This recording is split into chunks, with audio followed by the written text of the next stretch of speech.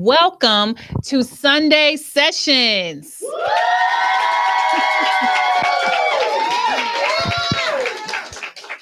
Listen, I am so excited that all of you guys are here. If this is your first time joining me and you have no idea who I am Brittainy Noel, therapist out of Houston, Texas. And this is our Sunday session where I have an in-person audience as well as an online audience who come here to have conversations with me that are real, raw, and relatable. So welcome to Sunday Sessions. I'm so happy that you guys are here. And the last time we did this, it was my birthday in August. And I decided to run it back again because the impact that the last Sunday session had literally reached millions and millions of people, and lives were changed and impacted. So I said, why not do it again? So I am so excited to be here with you guys. I am so grateful for my in-person audience. TDF is in the house. TDF, let me hear you. If you are unfamiliar with TDF, TDF is the Daily Fix. It is my morning meetup group where we meet every morning to talk about everything related to life, whatever fix you're looking for. If it's confidence, self-esteem, relationships, healing, vision, purpose, we talk about it all in the Daily Fix. If you join the Daily Fix now, you actually get access to all of the sessions that we've had since January. So if you're not a part of the Daily Fix tribe, I highly recommend you come on over to the dark side. Go to dailyfix.co and you'll get all the information that you need to join our tribe. All right. Now that that's out the way. we got all of the important stuff out the way. Now we get to talk. Even for my online audience, you guys know how I do. Very down to earth conversations. There are no questions that are off limit. During our Q&As, we talk about everything, whether it's kids, the family, the job, whatever's frustrating you, whatever's hurting you. We bring it here to Sunday Sessions to have some transparent conversations. We always start our conversation off with an anonymous question. Actually, for our online tribe, for you guys, if you want to send me questions, you can type them directly into the chat. And we do have a moderator who will read your question to me so that I can answer it for you. We want our online audience to be a part of the conversation. So please keep the chat active, okay? In the chat, say, I'm ready, I'm ready, I'm ready. And we're going to, if you have a question that you don't want to put in the chat, then send us an email at tdftribe@gmail.com so that I can get your question anonymously and we can read it here. So, Breon. Yeah, first anonymous question. Hold on, Breon. Hold on. What's up? I didn't introduce you yet. I'm introduced. I'm Breon, moderator of the Daily Fix. Several of you here know me online. I do not look like this most days. It's Halloween, and I'm in a festive spirit. But we do have a question, though. We do have a question. Let's hear the question because we got to get it going. Let's go. So we've been talking about relationships in October, so I thought this was fitting. Okay. Is it possible to rebuild trust in a relationship after major betrayal? Is it possible to rebuild trust after a major betrayal? Correct. The answer to that question is always yes. Always. The answer is always yes. It's that easy. However, the process of rebuilding trust is difficult. And that's where the breakdown typically happens. When you betray trust in a relationship, what people fail to realize is that they think that if I apologize, if I change my behavior, that the relationship can go back to what it was. That is inaccurate. Because once you have betrayed the trust of someone you love, you don't even get the same version of them back again. Because now you get the version of them who is aware of who you are capable of being, right? It's one thing for me to love you and I have no idea that you would ever hurt me. It's another thing for me to love you knowing that you have the capacity to demolish me, right? So you don't get the same version of me back. The new version you may get may look a little more guarded. The new version you get may need more reassurance, right? Think about betrayal. A betrayal is literally you stabbing me in my side, right? Even when I heal, there's still a scar there. I may walk a little different sometimes. I may have to need assistance picking up certain things. That means in the relationship, even if we have done the work to rebuild trust, there's a new version of me that you have to learn, that you have to accept. And we have to learn how to be in a relationship with this version of ourselves, forgetting what we were before the betrayal, because those are two separate relationships. And I think for a lot of people, what gets in the way is they think, I can go back to loving you the way I used to love you. We can go back to what we had before, and that's inaccurate. Does that make sense? I'm not going to say right. Let's do one more. It was right there. It was right there. I was like, I'm not saying it. I'm not saying it. Let's do one more before we throw it to the crowd. Okay. How do I cope with feelings of guilt over something that I did in a relationship years ago? Mm-hmm. I would wonder if they're still in the same relationship. But guilt is an emotion, right? Emotions are generated by what I think, not what you do, not how you behave. But every emotion you have is generated based off of thought. If you think about the happiest day in your life right now, you'll feel emotions of happiness. If you think about the saddest day in your life, you're going to feel sadness, right? So if I'm feeling guilt, most times guilt is being generated by thoughts that are telling me what I should have done, who I should have been. And a lot of times what we're doing is measuring ourselves to this ideal of what we think that we could have been for our partners or should have been for our partners, right? And sometimes the ideal is one that we've created for ourselves, and sometimes it's one somebody gave us, right? You should be this type of wife. You should be this type of girlfriend. You should be this type of mother, right? I saw somebody today cutting up cucumbers in a pumpkin shape, and I was just like, I don't think that's me. I don't think that's going to be who I am as a mom, right? But there are a lot of people who will see that same video and say, man, I should be doing better. I should be a better mom. I should be more involved. I should be this and I should be that. Measuring yourself against an ideal that isn't even designed to fit you, right? In order to move past things that I could have done to my previous partner or have done to my previous partner, we have to forgive ourselves for who I thought I was supposed to be in that relationship. Because many times you have an idea of who you think you should have been in that relationship, but you didn't have the tools to be that person. And so you're beating yourself up for being something that you didn't even have the capacity to be. You didn't have the skill set. You didn't have the mindset. You didn't have the mentors. There was no reason for you to be successful in that situation, right?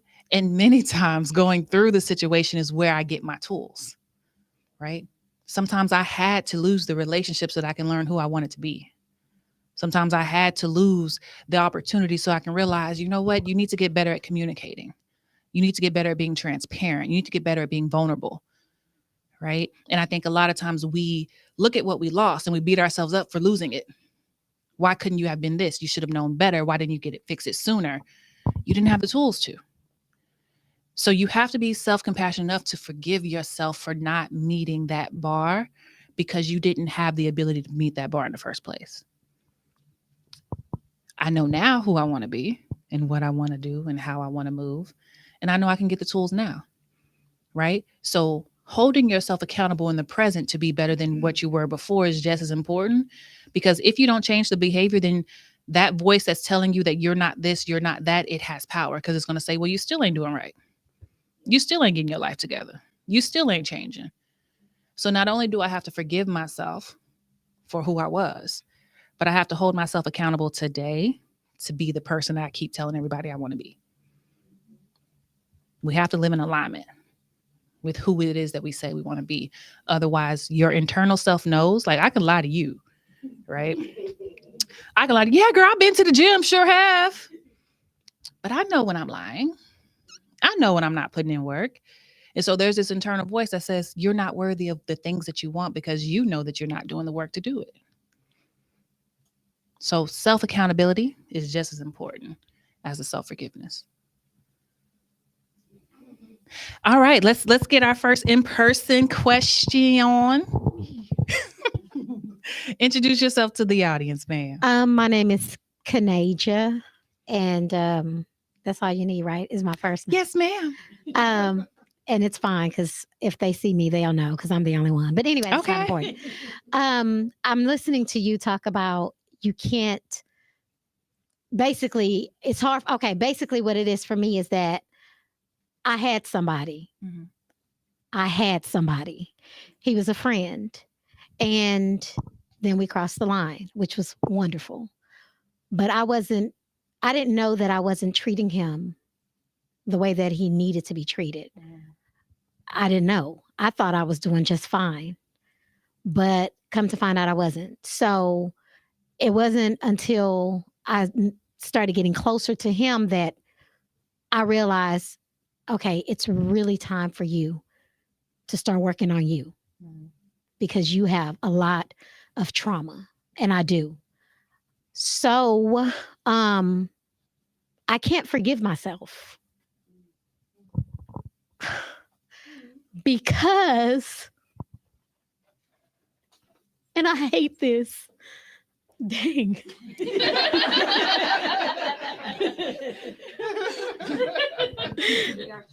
Thank you. This is hard for me, like for real, really hard. I can't forgive myself because nobody has ever treated me like he did. No one has ever spoken to me like he did. And for me to, I didn't think I deserved it. So even when I would piss him off, I thought that I should have been spoken to in a bad way. I thought that he should have disrespected me. So it's gone now. It's over. But I still can't forgive myself. And it's new, it's brand new, but I know he's not coming back. And I'm wondering, I'm 44 now, and I'm wondering, like, God, will I ever have that again? And will I recognize it? And like, why can't I meet a man backwards? Why can't they be jerks and then we see the good? Why do we have to see the good first and then we mess it up? And I'm just wondering, will I ever have that again? And I don't know how to let it go. And I want to let it go so bad. And that's a problem that I have with myself. Yeah. I don't know how to let it go. Yeah. And I wasn't supposed to do this. Well, first off, let me say thank you. Right? Because I don't feel successful unless what?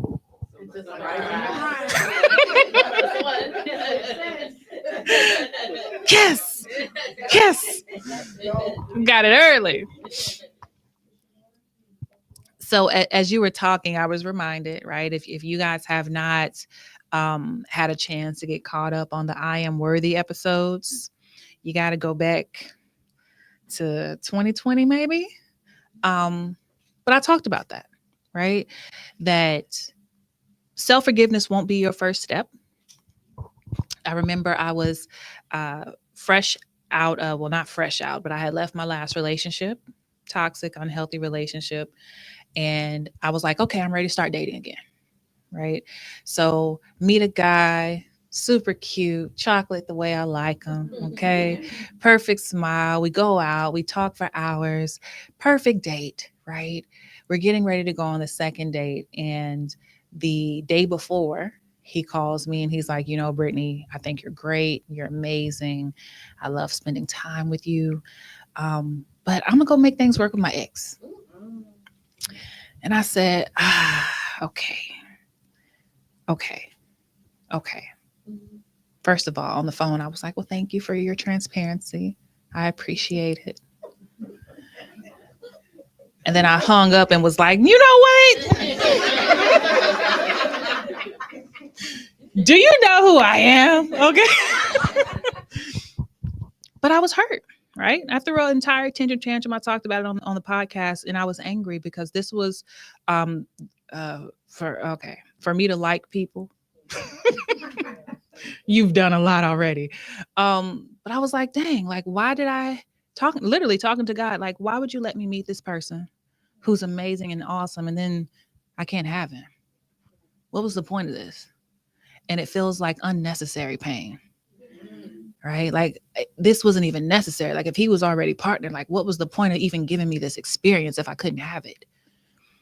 And God had to sit me down and say, Brittainy, I could not give him to you because you're still the same version of who you were in your last relationship. This was he wasn't your forever. I think the title of the podcast episode was The Man I Was Supposed to Marry. Because after the first date, I was like, oh, marriage. for sure. Right? He was like, no, I wanted to give you a preview of what you have access to. But you're not going to have access to him as this version of you. Because had I ended up with him, I would have been the same insecure little girl. I would have been the same girl that poured into his dreams and poured into his life and made sure that he became the best thing that he ever became because I didn't know how to do that for myself. I would have continued to bury my voice, bury my light. I would continue to dress like I didn't know who I was. I would have continued to lose sight of who I was because I was so in love with who he was. That was my pattern. If I love you, okay, I give you everything. I hadn't yet learned that loving someone means that I also reserve something for myself. It was that situation that even showed me I didn't give him to you to torture you. I wanted to show you what's possible, but you have to become the person who is eligible for that type of love. Because everybody is not eligible for the love that we say we want. We're worthy of it. We deserve it. But it doesn't mean that you've done the work to be eligible for it. And the worst thing we can do is get good people when we're not ready. Right? And so I want you to change your perspective, right? With how you're looking at this situation. One of the reasons why you can't let it go is because when we can't let it go, we have it in our minds what we think this was supposed to be. And so I keep trying to rework it in my head. I keep trying to add it up like it's puzzle pieces. Why didn't it work? Where could I have changed? What could have been different? How can I get it back? Right? Instead of accepting this is what it is. And what if we accepted that the relationship that you and him had was not feasible for long term? Because it wasn't. You weren't the person that you needed to be for it, right? We have to normalize that in a relationship, in any relationship, even a long-term relationship, there are certain versions of a relationship that will die so that a new relationship within the same two people can be born, right? That relationship with him definitely is over. Not because that you guys don't have a future, but because you can no longer be who you were before, right? Once I realized, and it's like once you see certain parts of yourself, you can't go back to acting like you don't know. Yeah. It's there, right? So use this situation in terms of purpose. He was the blessing I needed to realize that there's so many more parts of me that I deserve to see growth in. I deserve to see healing in, right? And he was a preview. Y'all know what happens when we see like previews to movies and then you go watch the movie like, man, that was better than what I thought it was going to be. What if he's the preview to something that's even better than what you thought you could have? Right? After that situation for me, I went and wrote down on a piece of paper everything about myself I didn't like.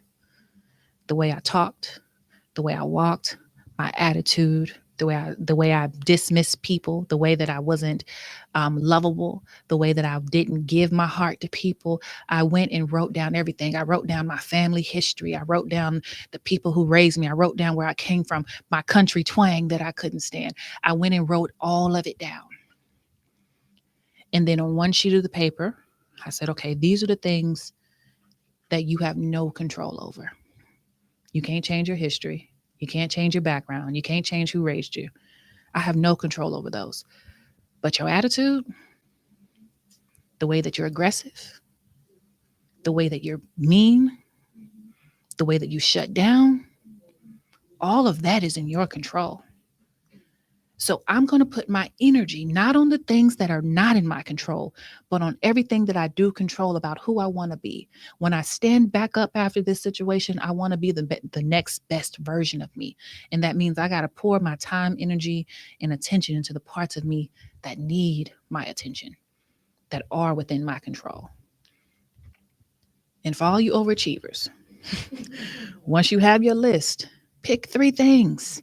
You don't need to change everything and you don't need to change everything overnight. But if you just said this year, I want to work on these 3 parts of me, make that your assignment. Do not go and try and think you're going to be a whole different person in 6 months because you're not. But you could be more loving in 6 months. You could be more talkative in 6 months. You can communicate better in 6 months. So create a plan, make it practical. I'm going to work on these specific things for the next year, however, whatever time frame you want to put on it, but be intentional about your growth. There's a lot of people who saying, "Oh, I'm working on me." What you working on? Right?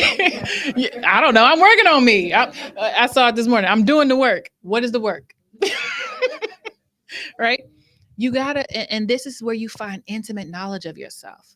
First of all, when you can even be that transparent with yourself to say, you know what, you are not a likable person, right? Y'all hear me make jokes about me being bossy all the time. I know I'm bossy, right? I have to accept that part of me. I've learned to work with it. I've learned to work around it, right? I know when I'm getting on people's nerves. I know when I got to bring people extra chocolate. Be like, hey, eat this Snickers real quick. Right? But it's getting an intimate understanding of who you are. So that I understand how I tick, I understand how I move, I understand what my triggers are. And there's a part as you go on your journey, you're gonna learn there are parts of you that absolutely will change. There are parts of you that will not change. That means I have to accept them and learn to work with them instead of against them. Because as long as I sit in resentment for them being there, I'm literally resenting myself. And you will not find self-love and growth as long as I'm resenting parts of me. Does that make sense?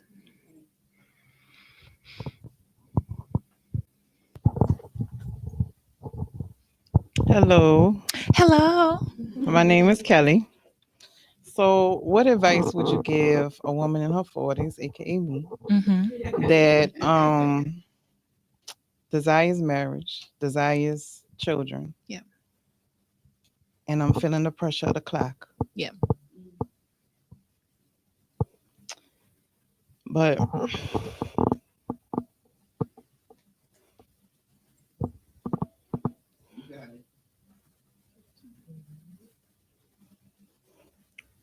settling is not an option.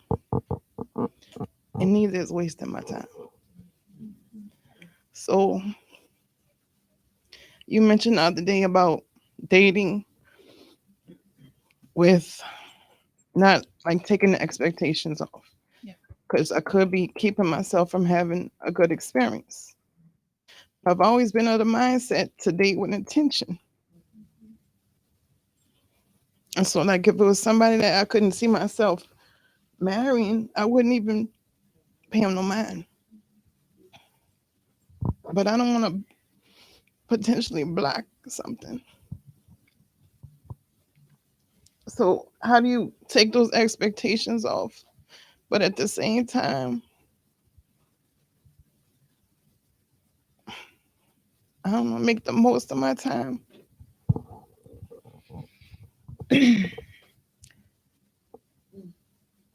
So the pressure, and one of the reasons why I say release the expectations is because the pressure that we feel to be partnered alters our dating experiences.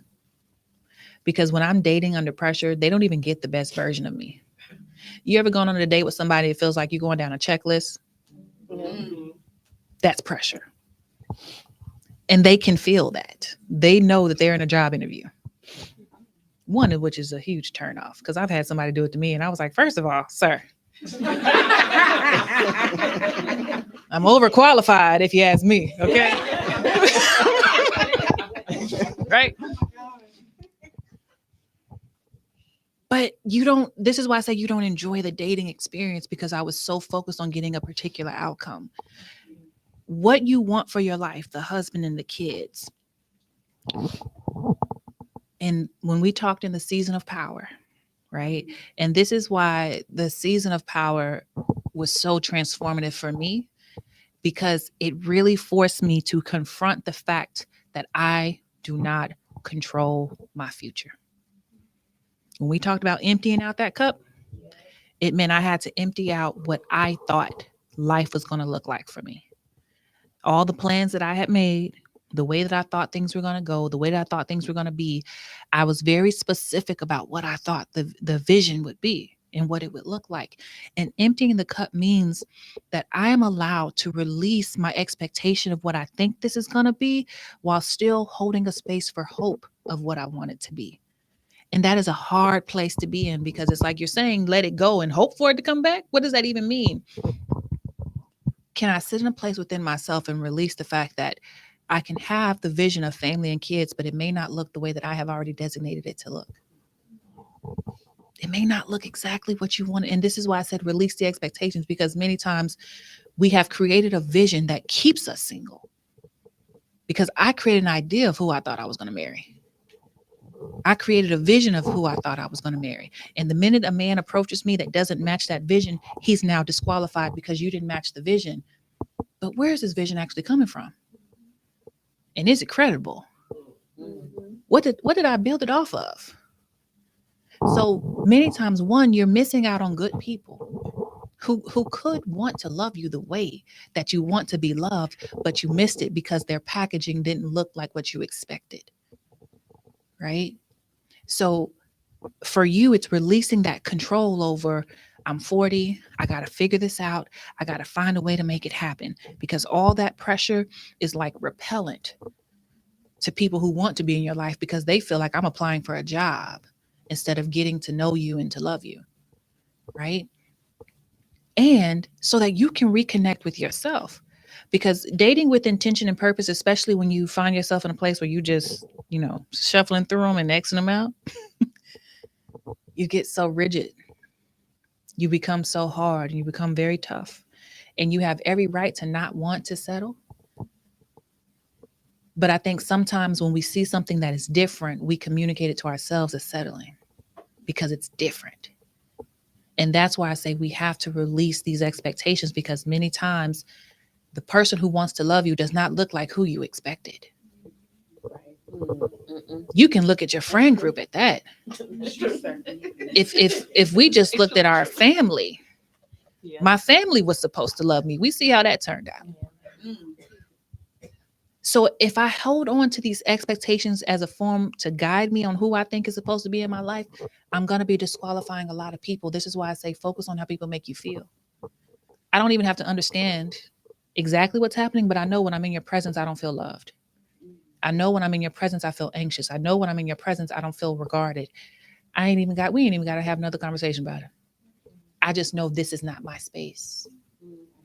Versus going to a checklist to say, okay, does he fit this? Does he fit that? Did I tell you the story about the architect? No? Okay. I'm going to keep that to myself. There was he was an architect. Was he a engineer? One of them. Every check box you can think of, he fit every box. Every box. Tall, cute, took me on great dates. We went on some very nice dates. Y'all talking about what? Cheesecake Factory? No. Five stars, okay? 5 stars, okay? Open the doors. He and wanted marriage, wanted a wife. I'm like, oh my gosh, this is great. Maturing in my relationship with God, I learned to pray when someone has my interest, right? And I pray specifically, God, if this ain't him, let me know now, because you know your daughter. You know your daughter, okay? And I started paying attention to, even though I was thrilled to have found someone that met all of these standards and all of these expectations, when I was in his presence, I felt so small. And I couldn't figure it out. I was like, what is it? Like, you like him, right? Right? You like him? He never asked you questions about yourself. The conversation will start because you'll say, well, how was your day, babe? And he'll go on a long soliloquy of how his day was and what he did and how he accomplished, and never circle back around and say, baby, how was your day?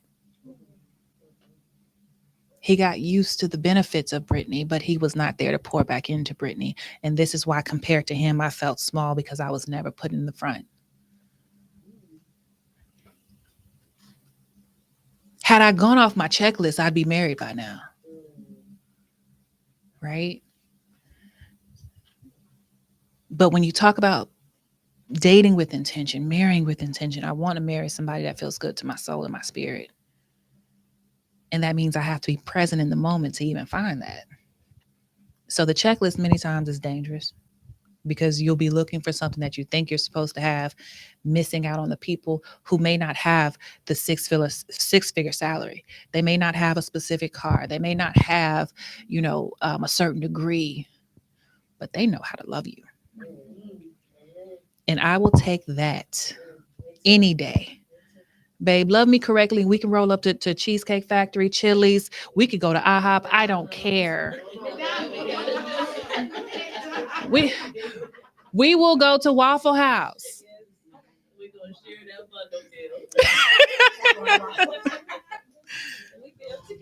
But it's really learning how to value. And this is why I said I wanted you to just learn to be in people's presence and experience them, because the more that I learn to experience people, I learn to read how people treat me, how they respond to me. You pick up on when somebody wants you and when they want just what you provide. But you don't learn that if I'm just nope, nope, nope, nope, nope. And give yourself permission to enjoy your process. Nobody said the road to finding the person for you had to be a depressing one. Nobody said the road to finding the person for you had to be this down and out. No, go have fun on that Friday night. Go bowling with Mr. Bowling Guy.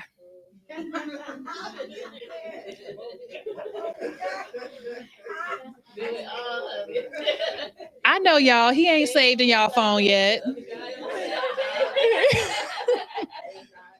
But allow yourself to just, because what people miss is outside of dating, I gotta have a life.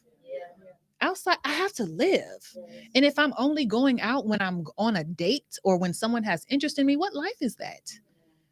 I said this before. I want you guys to be in a position where when you say yes to a date, it's because, one, I think I'm going to actually enjoy myself with you. I do not say yes to people I don't think I'm going to enjoy. I will enjoy myself on the couch at home before I go out and subject myself to a boring date. Value the experience. This is my life. I got one way to live it. Right? But take that pressure off. Take the pressure off and allow yourself to be open to the different ways that the vision can be fulfilled. There are different ways that you can get to that outcome, and it may not look like what you see around you, and that is okay. Make sense? You got it. We putting that on t-shirt. That is a good one.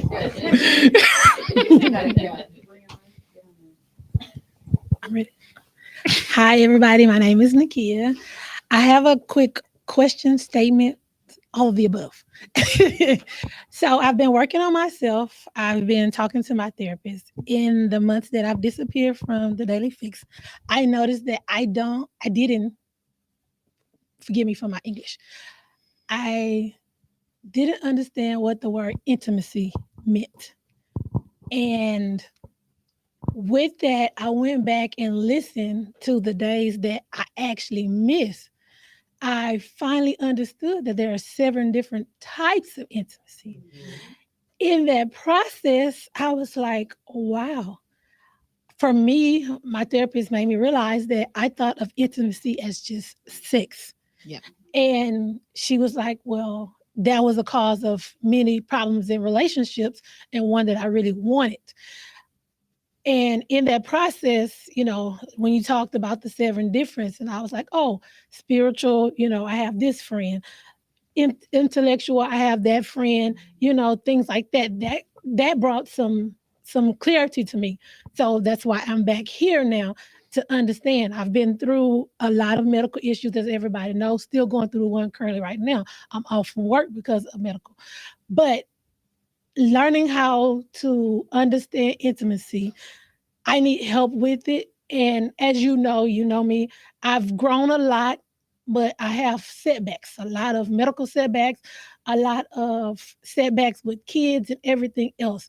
But now that I understand that it's 7 different types of intimacy, I feel like it has affected my relationship with everyone around me, because I didn't understand that, that I had this kind of relationship with you, or I can call you and just laugh and giggle, or I can call you and say the sun is really getting on my nerves, and I want to be better. Can you help me with what to do with the now knowing that it's 7 different types of intimacy? How, as a professional, how as a mother, how as someone that wants to love, somebody that want people to love them back and not push them away, and take down this wall that I have, and now know that this wall has caused me to not have intimate relationship with other people. And nobody ever told me until I had that breakthrough in therapy that I don't know how to let people be intimate with me, because I thought it was sexual.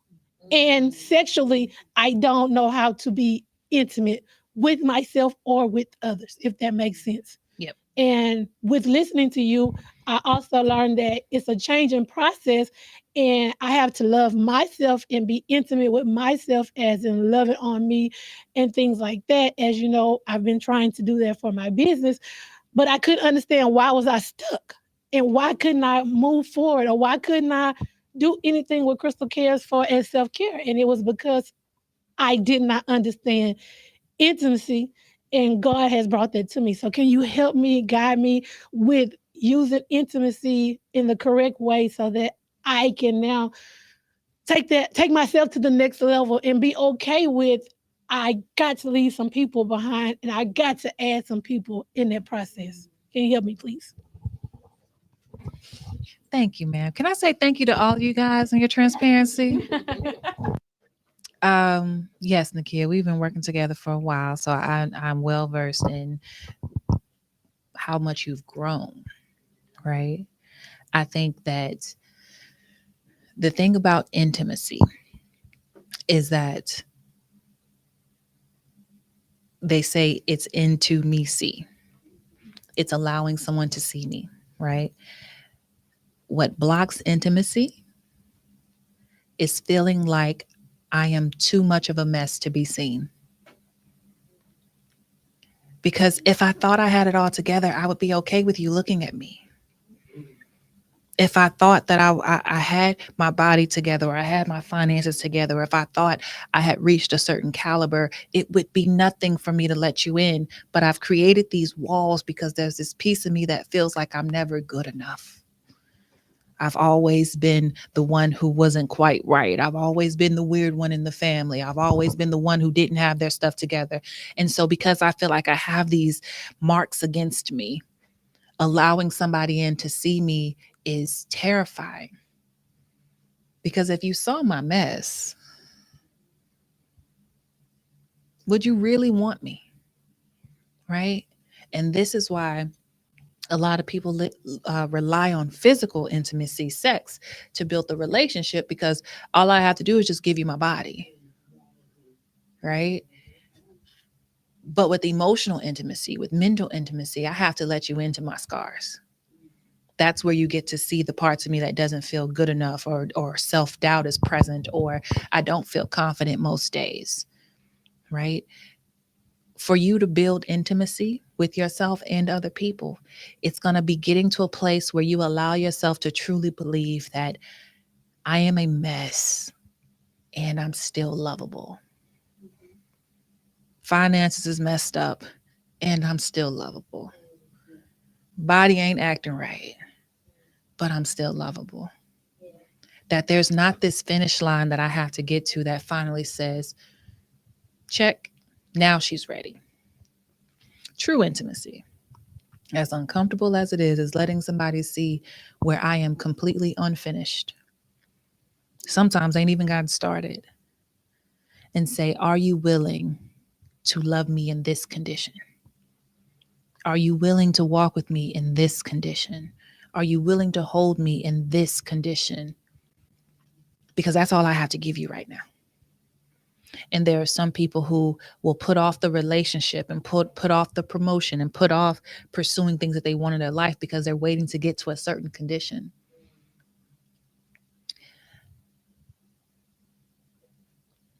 And in terms of the remark you made with people, letting people go so that you can hold on to other people, sometimes the reason why it's hard to let those people go is because they're used to seeing my mess. So I already know that they'll accept it. So I keep the people around who are not good for me, who do not support my dreams, who do not push me further, who do not help me grow, because at least I know they accept the messy version of me. And this is why they hold up space and I can't get to the other people, because the other people who I do know are good for me, I don't know if they will reject me or not. Right? So the first belief that has to be challenged is, do I really have to have it all together to be capable of love, to give and receive love? And what does it look like for me to love broken? What does it look like for me to show up in a relationship and I'm still working on my bruised pieces? We talked about conscious love this month, and we talked about love after trauma. That's what that is. It's showing up saying, hey, look, I'm still working on my anxious attachment. I'm not going to call you 50 times today, but I'm going to call you at least 5. I'm growing, right? But it's also saying, you know what? I'm so used to people leaving me that I have this feeling that you're going to leave me too. So this is why I'm trying to break up with you right now. But I know that's my avoidant attachment. I'm working on myself, but I'm still worthy of love. I'm still capable of love. The truth is that there will be people who can love you and support you in this condition, but you have to be willing to let them know the condition you're in. Otherwise, I don't believe it's real.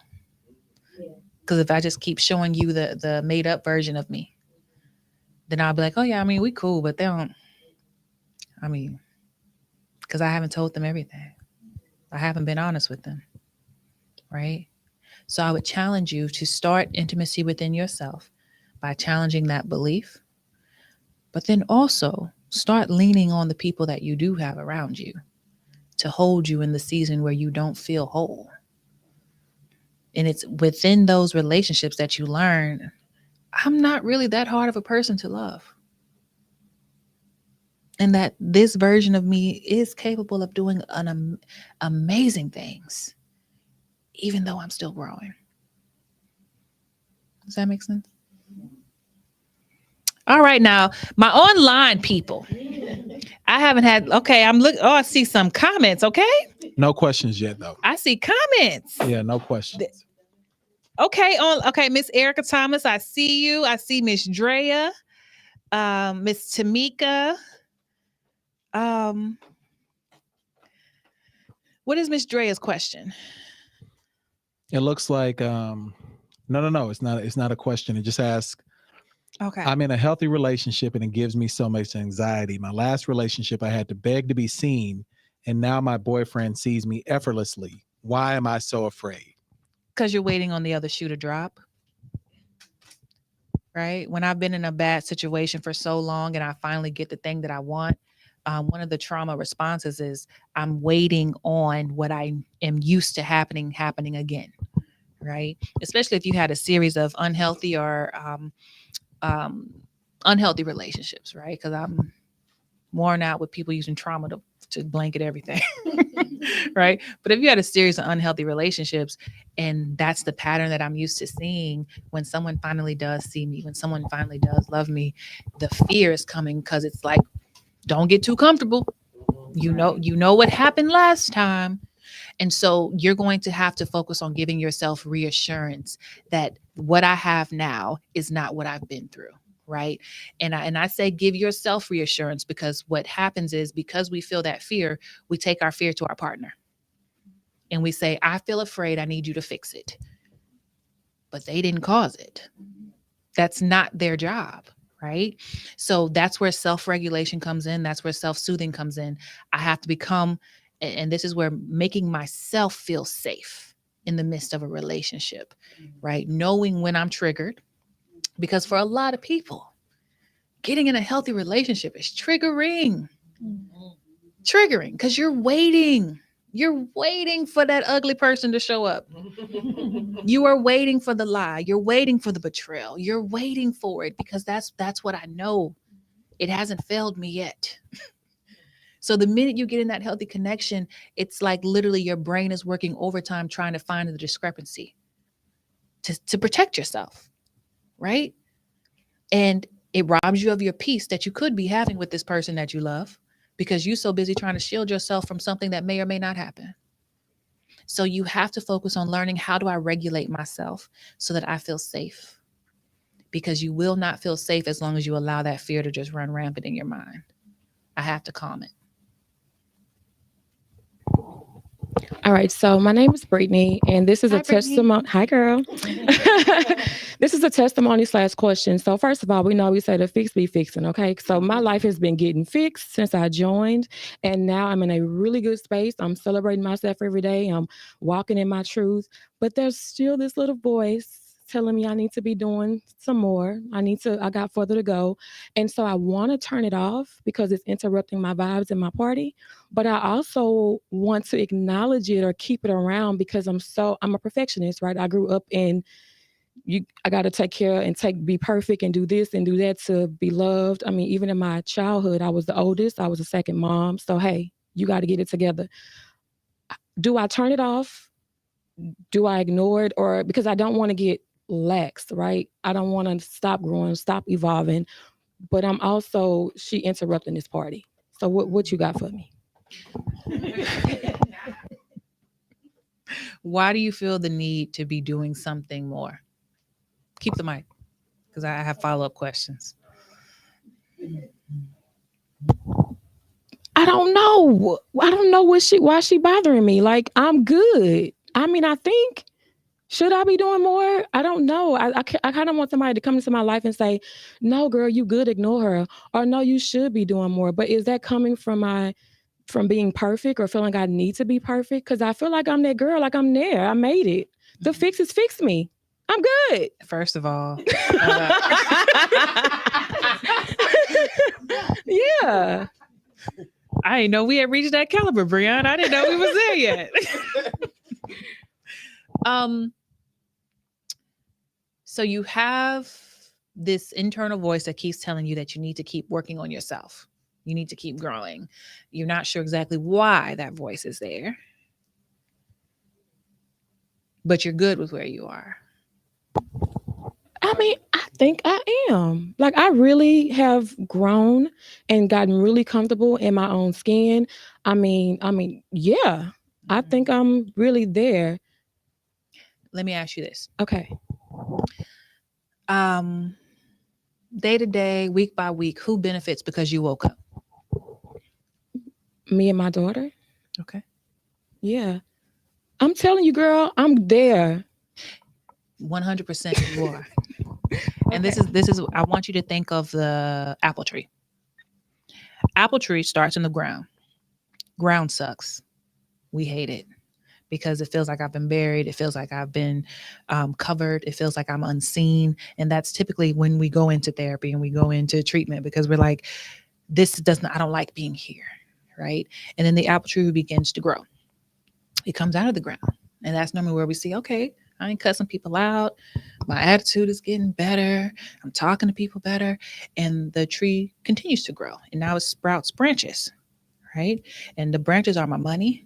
The branches are my family doing good. The branches are my careers doing well. And so now these branches are sprouting for the apple tree. The last step of the apple tree is where it sprouts fruit.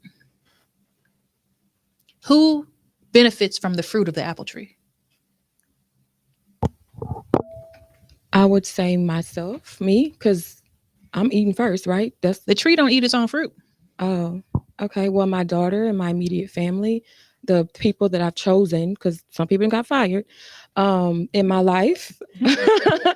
Yeah, because at the end of the day, as a child of God, I'm here to serve, right? So I know I'm gonna pass out some of this fruit. Right. Okay.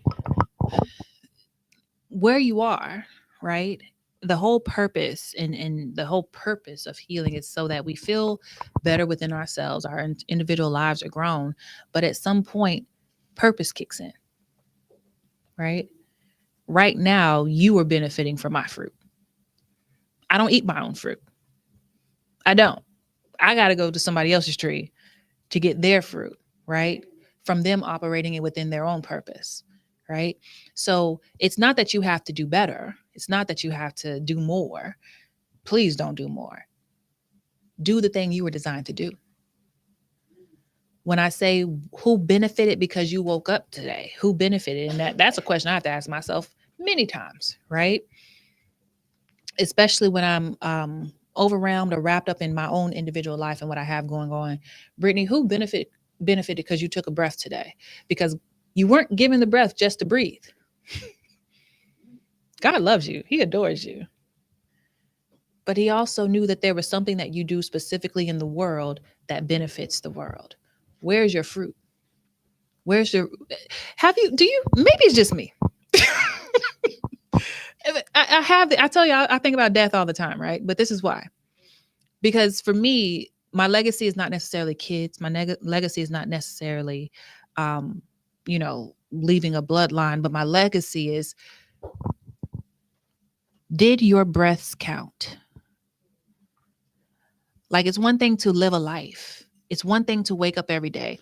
But Brittainy, what did you do that actually impacted the world in some way that you didn't even benefit from? Like, what was the purpose of you even being here? When I think about, because I'm past the stage of doing more, don't ask me to do nothing more. I am done doing more, but I will be intentional about operating in my purpose, right? I want to be intentional about the things that I touch and the things I put my hand on, that those are things that are going to sprout fruit, right? That I'm obligated. I obligate myself to making sure that I'm putting out my fruit into the world. That's what that was the lease on my breath. Because if I was, God loves me and I'm difficult, but but I'm sure if I say, you know what, God, I'm not doing it. I'm over it. I'm not doing it anymore. What's the point of your breath now? Right? And yes, family needs you, your kid needs you, but I want you to see yourself as bigger, that there is your branches go so far and so wide that there's so much fruit in so many different places that you could be dropping fruit at. So I want you to enjoy the feeling of where you are right now. Hold on to that so that when your peace is disrupted, you'll know the difference. But I also want you to ask yourself, if I truly gave my life 100% and not the 70 that I get by on because everybody tells me I'm great and I'm magnificent and I make 70 look easy. But if I really gave it 100, what impact could I create in this world? How many other little girls could come up with the confidence that I'm giving my little girl? What is the impact that I could have in the world? Because I've chosen to spread my branches. Does that make sense?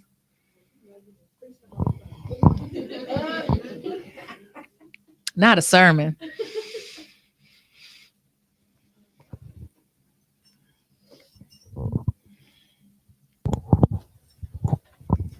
Hello, I'm Aisha. I have a question for you, Brittainy. You've been talking about forgiveness. Yeah.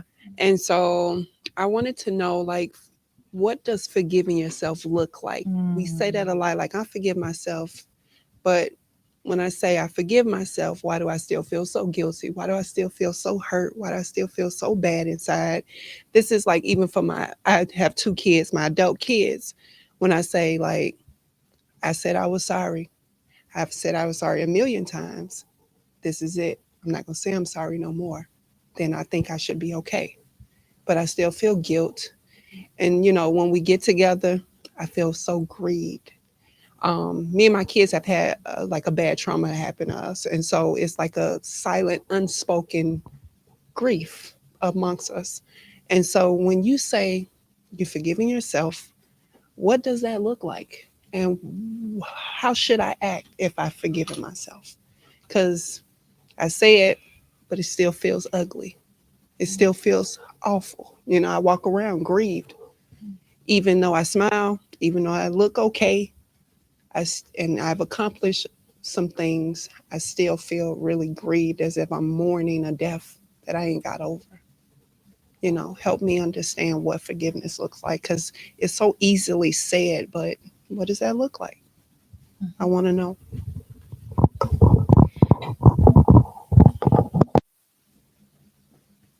So, first of all,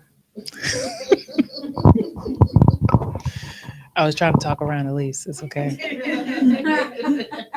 I was waiting to see what you was going to do. That's what. Okay. Um, Self-forgiveness is a journey, number one.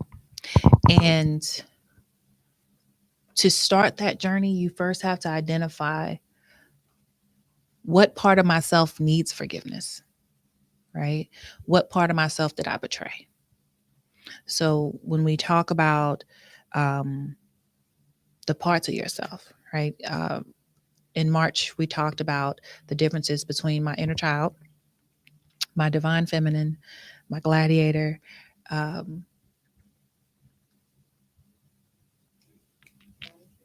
There we go, goddessship. I feel so old when I miss things. But there's different parts of yourself, right? Many times, especially from an emotional place, when we are struggling to forgive ourselves, the part of myself that was betrayed has a lot to do with that little person in me.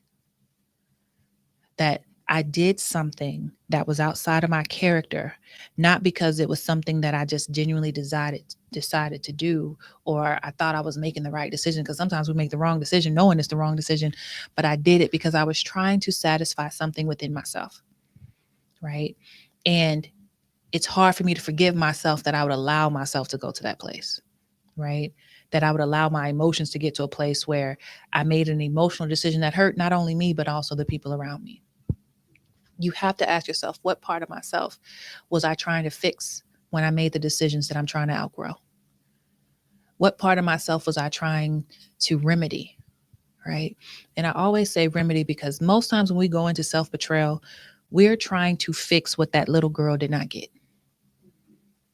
It's always, she wanted love, she wanted compassion, she wanted kindness, she wanted to be seen, she wanted validation. So what do? We betrayed ourselves to get it as an adult. Still didn't get it.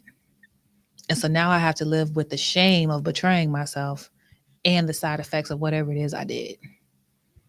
And so it creates this compounding effect. If it goes on long enough, I move throughout my life collecting evidence for the thing that I'm ashamed of, right? I go throughout my life collecting evidence. See, this is why you weren't good enough. See, this is why they didn't love you. See, this is why they're still angry with you. See, this is why they're never going to let it go. Every breakdown, I use it as evidence as to why I was that thing or did that thing or why I wasn't better for that thing. With self-forgiveness, I have to understand what part of me did I betray and why did I betray it? What was the thing that was so much more important than myself?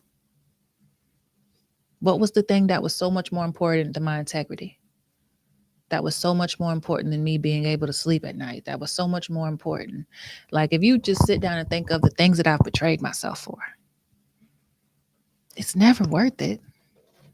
It never paid off. It never got you what you thought you were going to get from it. And so now I have the shame of what I did and the consequences of what I did, all living in the same place. Forgiving yourself looks like throwing so much love on yourself for what it is that you did and realizing that I am not the thing that I did. I may have did the thing, but I'm not the thing. I may have lied, but I'm not a liar. I may have cheated, but I'm not a cheater. I may have acted outside of my character. And many of us betrayed ourselves because we went on sale. You knew your value.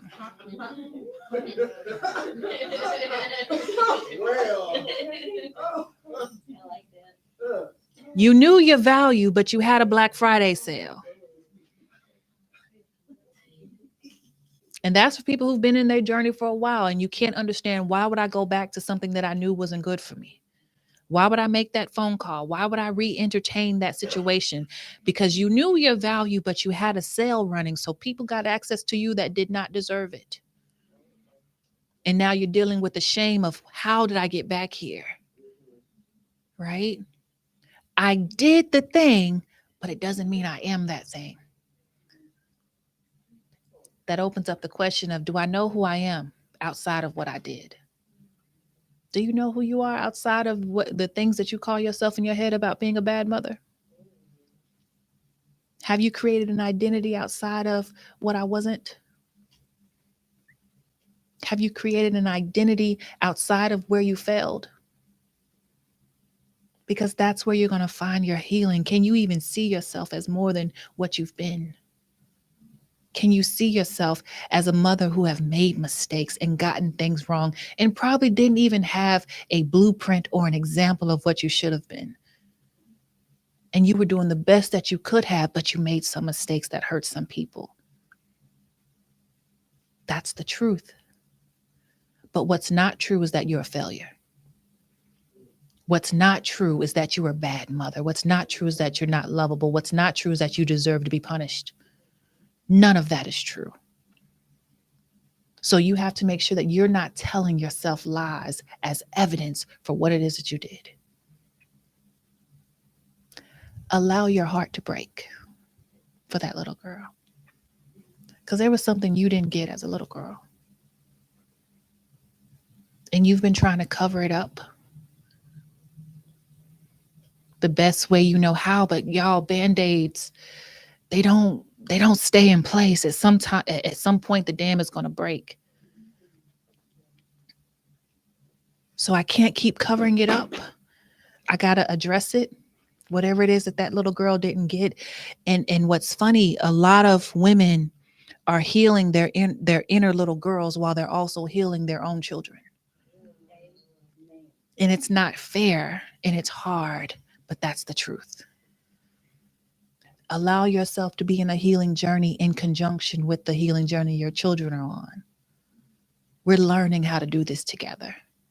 We're learning how to love appropriately together. And understand that that journey is not wrong. It's your story, but it doesn't make it wrong. Does that make sense?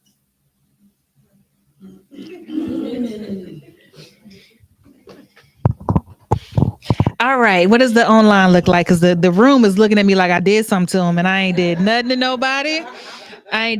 nobody. I'm trying to see what the comments over here said. Oh, Miss Brianna. She said, here come the tears. Listen, I love to know that I make y'all cry at home too. That's great.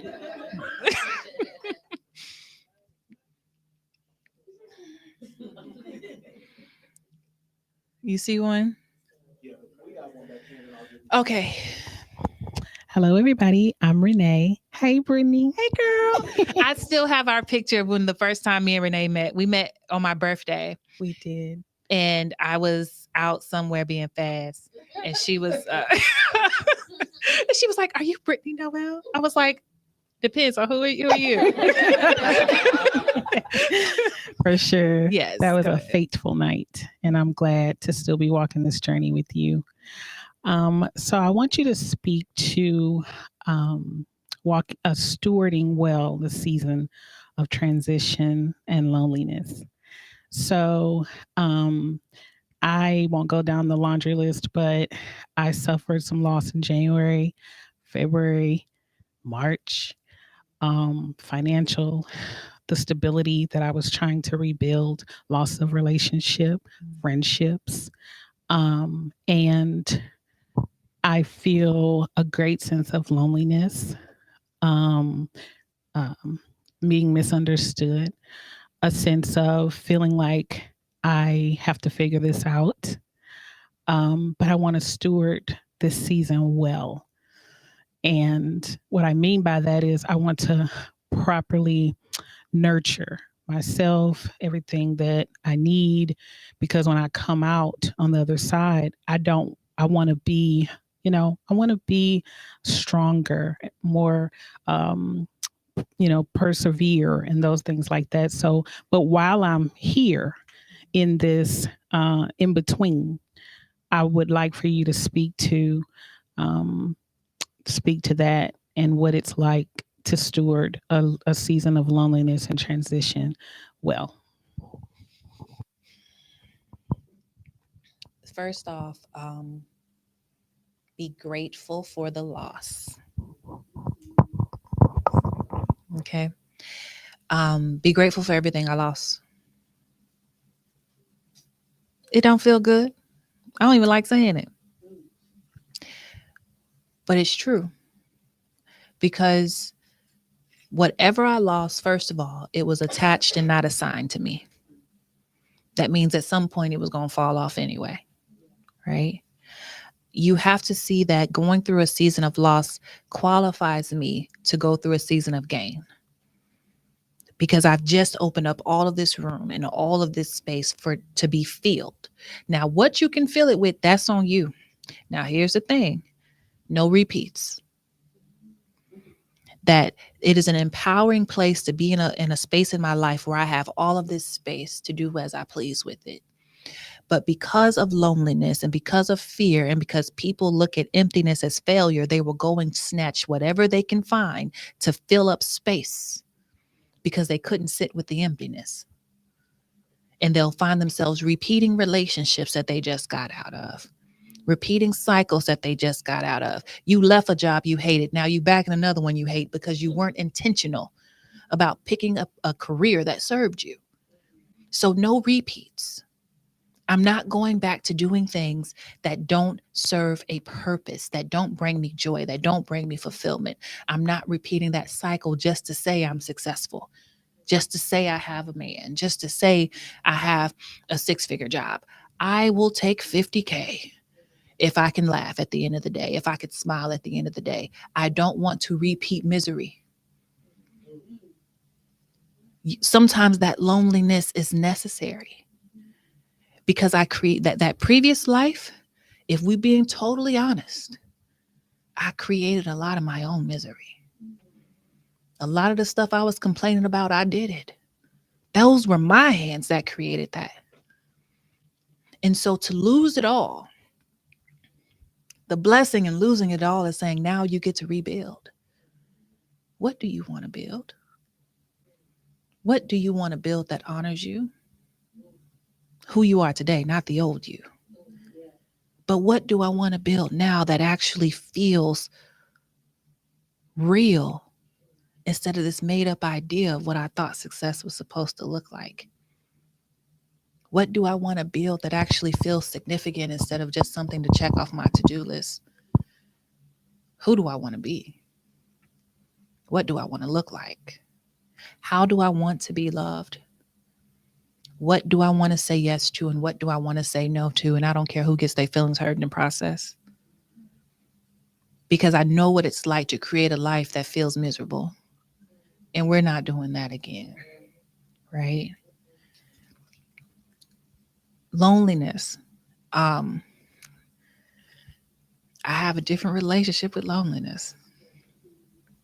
I've learned to talk to it, sit down and talk to it. You will learn a lot by talking to your loneliness. There's a quote that says, I sat down with my anger long enough to find out its real name. And the real name was resentment or hurt or pain. But sometimes you sit down with loneliness long enough and it says, my real name is abandonment. My real name is self-doubt. My real name is not being loved. And so we'll call it loneliness, but this is actually a season where I'm learning to speak to the part of myself that doesn't feel lovable or doesn't feel good enough or never felt good enough. And this is why I was so damn successful. Because I thought if I achieved these things, it would make me eligible. I thought that if I reached a certain level of success in my life, I thought that if I got the marriage, I thought that if I had the kids, I thought that if I got the degree, it automatically opened up this door to happiness. And that's not how that works, right? Sit down with your loneliness long enough to find its real name and address the realness of what it is. But loneliness is not bad. It doesn't always feel good. But learn to deal with your loneliness without band-aids. Drinking ain't gonna fix it. Smoking ain't gonna fix it. Cookies ain't gonna fix it. Coffee don't fix it. But and it's not always something that has to be fixed, right? And I think that that's something that we have to do with our emotions, is to realize that our emotions are not always something that we need to be fixing. Sometimes we need to be sitting with them, having a conversation with them, right? Emotions don't just roll up on you out the blue. So if all of a sudden I was having a great day and now I'm in tears, why? Where did it come from? What was that internal dialogue that was happening that you were shutting out and drowning out? You can't even sit in your car in silence because you're trying to hide whatever that is in the background. It was there. Allow yourself to have those emotions without running towards the first fix I can find. Sit in the anger. Sit in the sadness. Sit in the resentment. Long enough for you to understand where it's coming from. And it's never coming from somebody else. I'm angry because you betrayed me. And your betrayal feels a lot like the betrayal I experienced in childhood.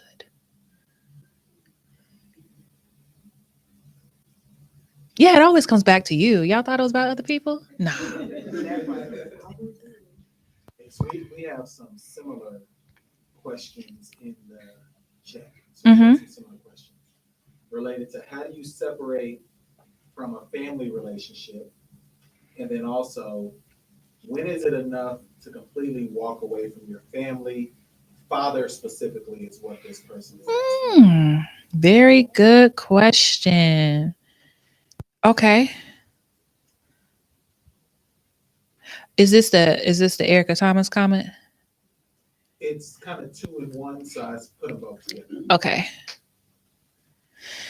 Okay.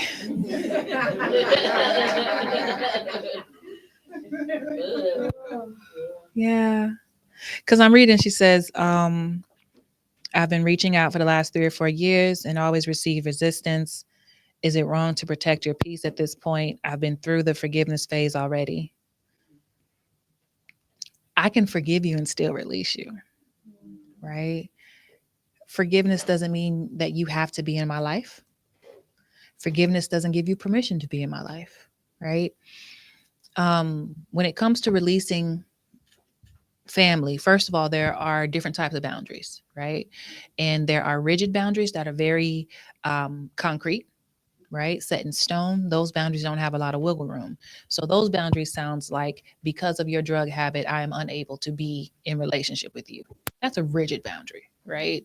A flexible boundary looks more like, hey, as long as you're using drugs, I'm here to support you. I'll take you to your AA meetings, but I'm not giving you any money. I'm not going to be available to pick you up at 2 a.m. Call me if you want to go to church.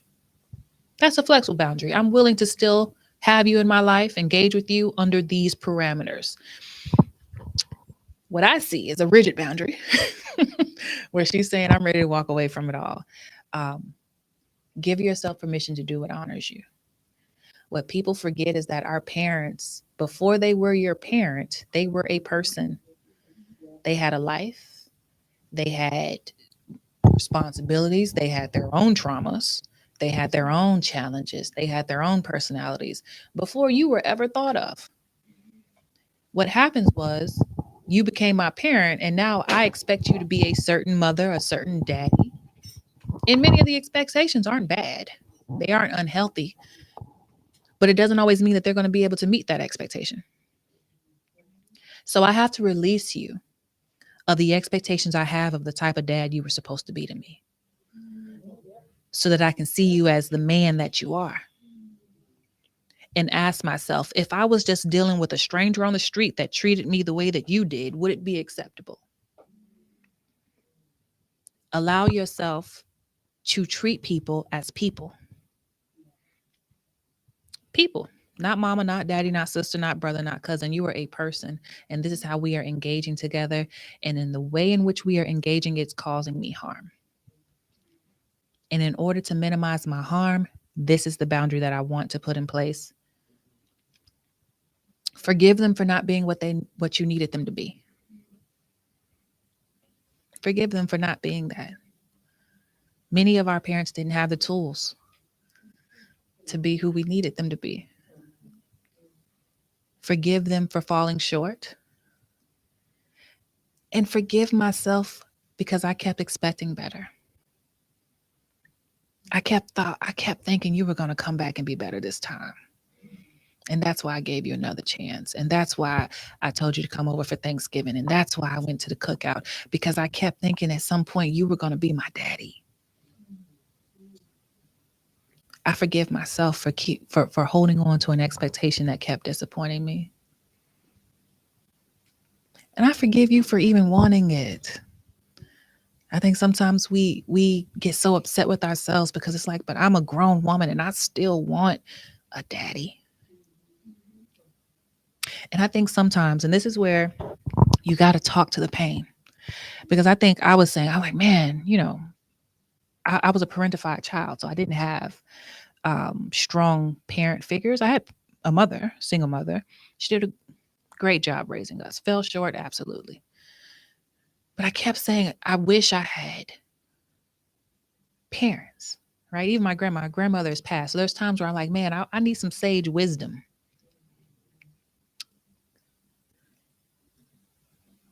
And it's not there, And I kept saying it. I said, Brittainy, it's not that you want people. You want covering.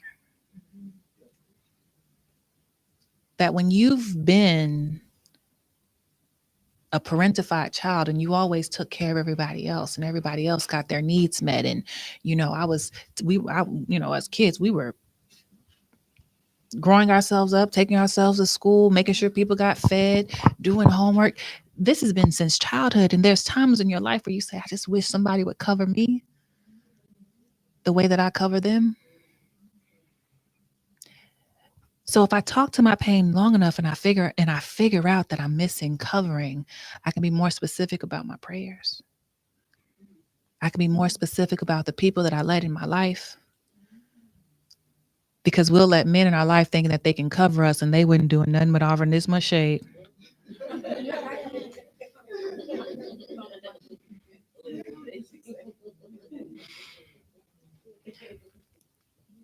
That's what you learn about yourself when you're willing to have those conversations and you really start understanding what you're missing. At this age in your life, you don't need a daddy, but you may need covering. You may need protection. And there's different ways in which I can get that without going to my biological father trying to make him give me something that he is unable to give me. Does that make sense? All right, now I'm going to pick on people who've been quiet because Miss Carlotta done brought in the winter to Texas. Does somebody have a question? You go ahead. Mm-hmm.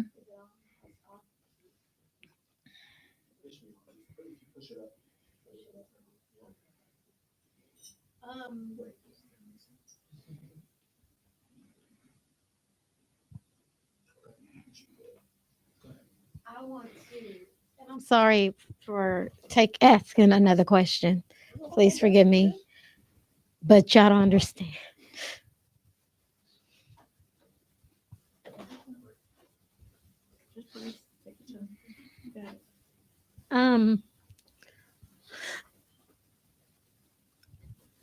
One day, I took a chance and I went to your inbox, your DMs. But before I say this, I want all of y'all to know something. I have a very, very strong relationship with Christ. I know who he is. I'm his favorite. And I just want to say, one day I went to your inbox and I sat in my emotions. I took that moment and I sat in them. But since I was a little girl, I suffer from depression. So my question to you is, when you sit in your emotions and you have suicidal thoughts, and I can't tell people this, so your friends, your mom, all of these people, oh, you need to pray. That's just Satan. Nothing is that bad. And I know that they're speaking from fear. But one day I went to your DMs and I messaged you. I didn't know you were in Houston. And I sent you a message, and I don't even want to say what it was, but I sit in them. I sit in them because I can't afford therapy. So I sit and I pray and I sit and I write and I sing and I do all these things. But the thoughts come.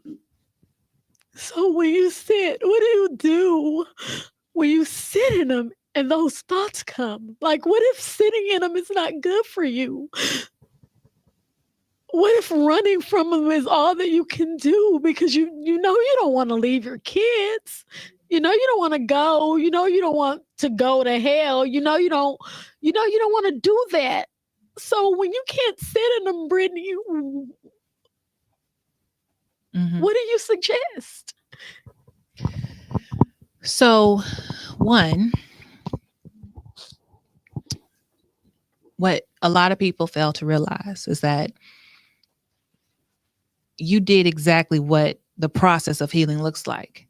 I sit in them, it gets ugly and it gets messy, and then I get back up, right?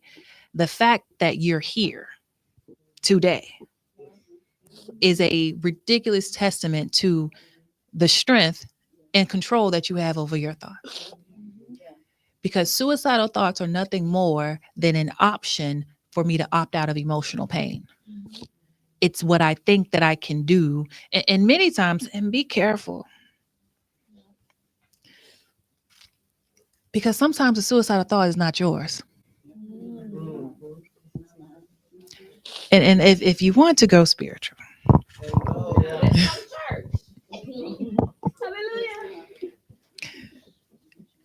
because I have learned in being in my own spiritual attacks that sometimes the devil will throw something out just to see if you'll take it. Just to see. It's not even your thought. I was going through a depression one time, not long ago. And it's funny because I'm just minding my own business. It was a difficult day. I was sitting in my emotions. And I kept seeing an image of me getting hit by a bus. And I laughed. In the middle of my tears, I laughed. And I said, well, first of all, the devil don't know me because I'm not going to mess up my face. So if you thought that that's the way I'm going to go out, you could have picked something else because I'm not, you think I'm finna mess up my face? But I literally, in the middle of a crying spell, I laughed because he just wanted to see if she would take it. You have no idea when you're under spiritual attack. The attack ain't about you. And it was that moment, first of all, I realized the devil wants me dead. Like, and for someone to want me dead, how much impact am I supposed to have on the world? Like, if anything, it confirmed the impact that my life is going to have. I haven't even seen the peak of what I will do in this world. Most times the thought is not yours, but it's being thrown out to see if you'll take it as a possible solution to the emotional pain that you're in. But you're missing the fact that every time that you got up from sitting in your emotions, you conquered the emotional pain. Every time that you got up and wiped your tears and said, well, it's time to go to work, because emotions are nothing more than waves. They come and they go. They come and they go. I will sit in it, observe it, talk to it, speak to it, get up and go to work. I don't have to attach meaning to the emotion. Feeling sad doesn't mean that I'm depressed. Feeling unattractive doesn't mean I am unattractive. We got receipts for that.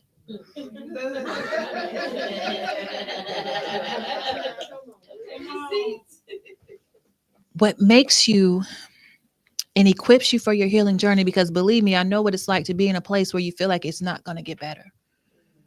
That I'm sitting in this emotion. The emotion is so heavy. It's so thick. I don't see myself moving out of it. I know what it's like to be there. But you put one foot in front of the other. And that foot looks like asking for help. That foot looks like leaning on a friend.